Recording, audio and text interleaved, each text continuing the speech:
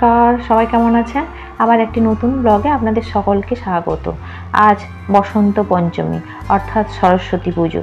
এবছর সরস্বতী পুজো যদিও দুদিন পড়েছে, কালকে অনেকেই করেছেন, তবে আজকেও আছে সকাল 10টা পর্যন্ত। তাই সকাল সকাল উঠে স্নান সেরে সরস্বতী পুজো করতে বসে গেলাম।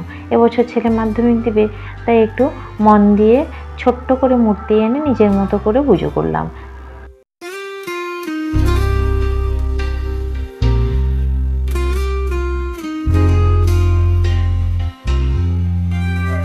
তবে কি মজার ব্যাপার জানেন, আমি তো মন্ত্রতন্ত্র কিছুই জানি না। ইউটিউব দেখে মন্ত্র বের করে নিজে আর ছেলে দুজনেই মন্ত্র পড়ে অঞ্জলি দিয়ে নিলাম। আসলে নিজের মতো করে একটু পুজো করে নিলাম আর কি। আর ওই যে ঠাকুরের গলায় মালাটা দেখছেন, ওটা আজকে ছেলেকে দিয়েই গাঁথিয়েছি। ও কোনোদিন মালা গাঁথেনি, আজকে বললাম সরস্বতী পুজো, তুই এবছর মাধ্যমিক পরীক্ষার্থী, তুই মালাটা গাঁথ। আসলে কোনোদিনও মালা গাঁথেনি, কিন্তু নিজে থেকেই দেখলাম মালাটা গাঁথতে বসে গেলাম। মালাটা সুন্দর করেও গেঁথেছে।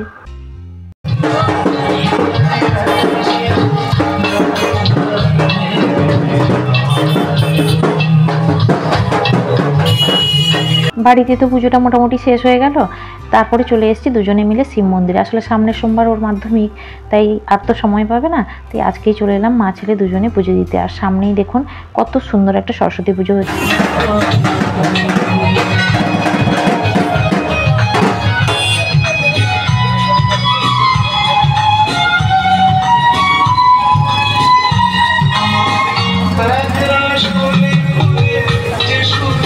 থিমটা বেশ সুন্দর।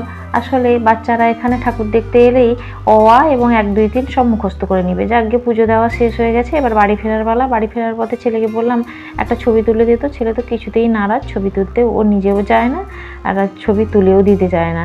যাকে তবু এই মন্দিরটা এলে খুব ভালো লাগে। আমার তো এখানে প্রায় সবসময় আসা যাওয়া হয়, ওর তো আসা হয় না, তাই ওকে বললাম দাঁড়া 2-1টা ছবি তুলে দিই। কোনো রকমে দাঁড় করে ছবিটা তুলে দিলাম। ও দেরি হয়ে যাচ্ছে, ও স্কুলে যাবে, ও তাই তাড়াতাড়ি করে চলে আসতে চাইছে। যাকে আমিও নিজেও কয়েকটা 2-1টা সেলফি তুলে নিলাম। তবে কি এখান থেকে ফিরে গিয়ে আবার সরস্বতী পুজোর অঞ্জলি দিতে বেরাবো। যাকে আজকের মতো ব্লগটা এখানেই শেষ করব। সবাইকে সরস্বতী পুজোর শুভেচ্ছা রইল। বিশেষ করে বিদ্যার্থীদের জন্য রইল আমার অশেষ শুভকামনা।